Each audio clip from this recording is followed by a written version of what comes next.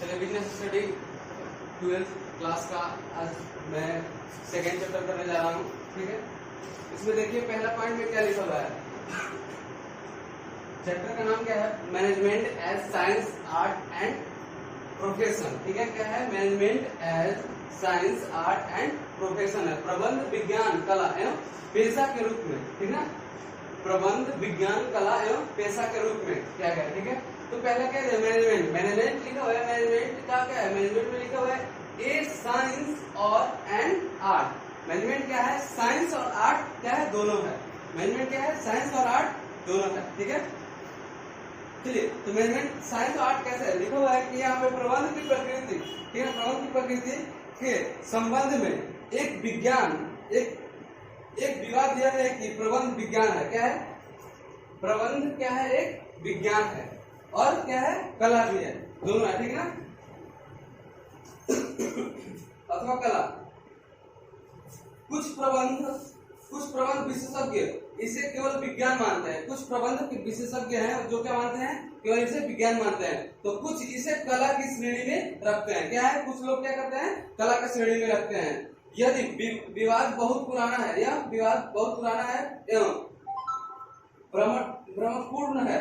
ठीक है, प्रबंध की प्रकृति के इस तत्व के समझने के लिए सर्वप्रथम विज्ञान एवं कला का अर्थ स्पष्ट कर लेना आवश्यक है। ठीक है, क्या है? मैनेजमेंट क्या है? आर्ट या साइंस है, ये क्या करें? ये दोनों को क्लियर करेंगे। ठीक है, तो ये नीचे में पॉइंट क्या लिखा हुआ है? Management as a science, management as a science, प्रबंध विज्ञान के रूप में। क्या है? प्रबंध विज्ञान के रूप में। इसका हिंदी क्या होता है? प्रबंध विज्ञान के रूप में। ठीक है, अब इसमें क्या? प्रबंध को विज्ञान स्वीकार करने या न करने के पहले विज्ञान का अर्थ स्पष्ट करना जरूरी है। प्रबंध साइंस है, आर्ट है, उसको क्या करना है? इसको क्लियर करना पहले जरूरी है। ठीक है, तो नीचे में क्या लिखा? मैनेजमेंट, यहाँ लिखा है management of science. Management of science लिखा हुआ है विज्ञान का अभिपूर्ण उस क्रमबद्ध ज्ञान समूह है जो अवलोकन एवं प्रयोग के आधार पर प्राप्त किया जाता है। मतलब science refers to that system body of knowledge which is acquired on the basis of observation and experiment and verification of this knowledge is possible। ठीक ना, उदाहरण के लिए एक व्यक्ति इंजीनियर की पढ़ाई पूरी कर लेता है। ठीक है, क्या बोलते हैं? एग्जाम्पल के लिए क्या? एक व्यक्ति क्या है? इंजीनियर की पढ़ाई पूरी कर लेता है। पढ़ाई के दौरान उसे इस विषय की पूर्ण जानकारी प्रदान की जाती है। उसका इस तरफ ज्ञान प्राप्त होता है। जैसे कि देखें यहाँ पे यहाँ लिखा ना सिस्टमैटिक बॉडी ऑफ नॉलेज। ठीक ना, इसमें क्या है? इसका मतलब क्या है? व्यवस्थित ज्ञान समूह। दूसरा में क्या है? Principle based on experiment. तीसरा में क्या लिखा हुआ है? Universal validity. ठीक है ना, यूनिवर्सल वैलिडिटी, व्यापक वैधता लिखा हुआ है। ठीक ना, पहला नंबर करेंगे। पहला सिस्टमैटिक बॉडी ऑफ नॉलेज का क्या है? विज्ञान के लिए क्रमबद्ध अथवा व्यक्तिगत ज्ञान समूह का होना आवश्यक है।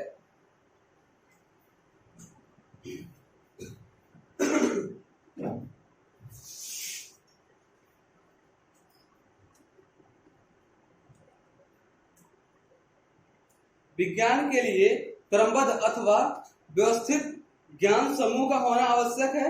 प्रबंध में एक व्यवस्थित ज्ञान समूह है, क्योंकि इसे अपना सिद्धांत है जो प्रबंध विशेषज्ञों के कई वर्षों तक किए गए शोध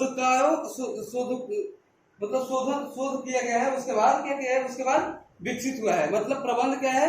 बहुत पहले से क्या किया है? इसको शोध किया गया, उसके बाद क्या है, ये शोध करने के बाद क्या होता है, विकसित हुआ है, ठीक ना।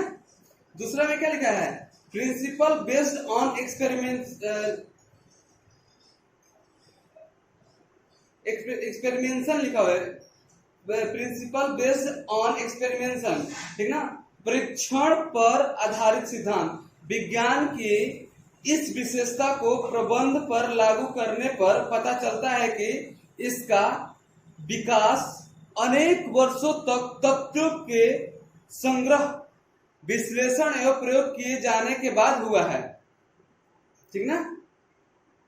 मतलब कहने का क्या है कि बहुत पहले से विज्ञान, मतलब बहुत पहले से क्या किया गया, विज्ञान की एक विशेषता को यह प्रबंध का लागू, मतलब बहुत दिनों से शोध किया गया, क्या किया, बहुत दिनों से शोध करने के बाद क्या किया, ये लागू किया गया है, ठीक ना।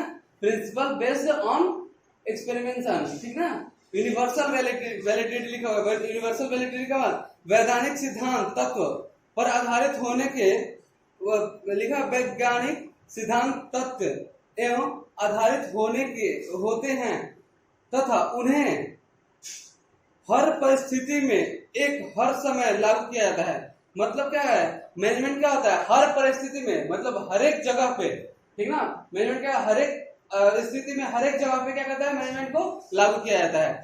जैसे कि कोई भी काम करते हैं, सिंपल वे में एक बात ये समझ लेंगे कि मतलब हमको सुबह जगते हैं तो क्या क्या करेंगे, सुबह जगते हैं तो उस टाइम में क्या क्या करेंगे, सुबह जगने के बाद क्या होता है, सुबह जगने के बाद क्या करते हैं, पहले उसका भी टाइम शेड्यूल होता है कि पहले मतलब सुबह जगेंगे तो क्या करेंगे, कब नाश्ता करेंगे, कब खाना खाएंगे, कब स्कूल जाएंगे, कब पढ़ना है, कब घर पे पढ़ना है, कब स्कूल में पढ़ना है, कब ट्यूशन जाना है, कब घूमना है, कब खेलना है, सब क्या होता है, वो भी एक तरह से क्या होता है, माइंड में सेट रहता है। वो क्या है, एक तरह का वो भी मैनेजमेंट है। या कोई भी काम करते हैं उसके लिए भी क्या करना पड़ता है, मैनेजमेंट करना ही पड़ेगा हमको, ठीक ना।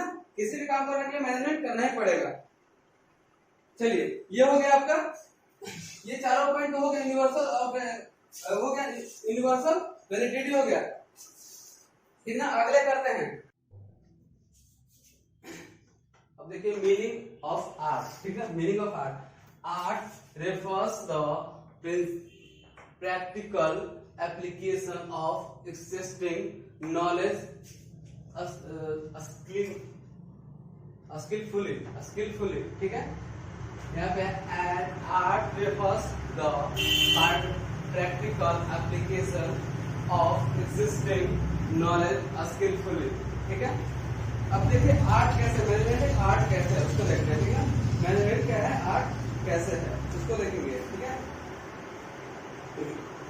कला, मैनेजमेंट क्या, मैनेजमेंट एक आर्ट कैसे है, आर्ट का मतलब क्या होता है, कला, ठीक है ना। आर्ट का मतलब क्या है, कला।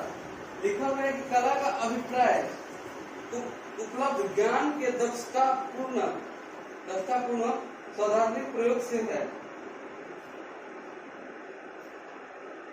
इसको समझने के लिए देखिए क्या करना पड़ेगा। उदाहरण के लिए एक व्यक्ति इंजीनियर की पढ़ाई पूरी करके, ठीक है, उदाहरण के लिए क्या बोलेंगे, एक क्या है, व्यक्ति इंजीनियर की पढ़ाई पूरा करने के बाद किसी कंपनी में इंजीनियर के पद पर काम करता है, ठीक है। क्या करता है, किसी कंपनी में इंजीनियर के पद पे काम करता है, उसका इंजीनियर के रूप में काम करना कला है। क्या है वो, क्या है, पढ़ाई पढ़ा है, साइंस से ही पढ़ा है ना, इंजीनियर का मतलब साइंस से पढ़ा होगा, तो साइंस क्या सिखाया उसको, इंजीनियरिंग सिखाया ना। लेकिन काम करेगा उसको कौन, काम करने का मतलब क्या है, वो जो काम कर रहा है वो क्या है, उसका कला है, ठीक है ना, उसका क्या है, कला है। उसी को बोले management is meaning of art, उसी को बोलेंगे, ठीक है। अब इसमें देखिए पॉइंट नंबर 1 में क्या लिखा है, पॉइंट नंबर 1 में लिखा है एग्जिस्टेंस ऑफ थ्योरेटिकल नॉलेज, ठीक ना। अब थ्योरेटिकल नॉलेज में क्या क्या होगा, इसमें बोला है ये कि कला हमेशा सैद्धांतिक ज्ञान पर आधारित होता है। मतलब जैसे कला क्या है, हमेशा क्या है, जिस तरीके का ज्ञान रहता है उसी तरीके का काम करते हैं। तो ज्ञान तो साइंस देगा, लेकिन काम करने का तरीका कौन बताएगा, कला, आर्ट बताएगा, ठीक है ना। काम करने का तरीका कौन बताएगा, आर्ट बताएगा आपको। अब देखिए लिखा है पर्सनलाइज एप्लीकेशन, ठीक ना, पर्सनलाइज्ड एप्लीकेशन लिखा है। इसमें इसका मतलब क्या हो गया, इसका मतलब यह है कि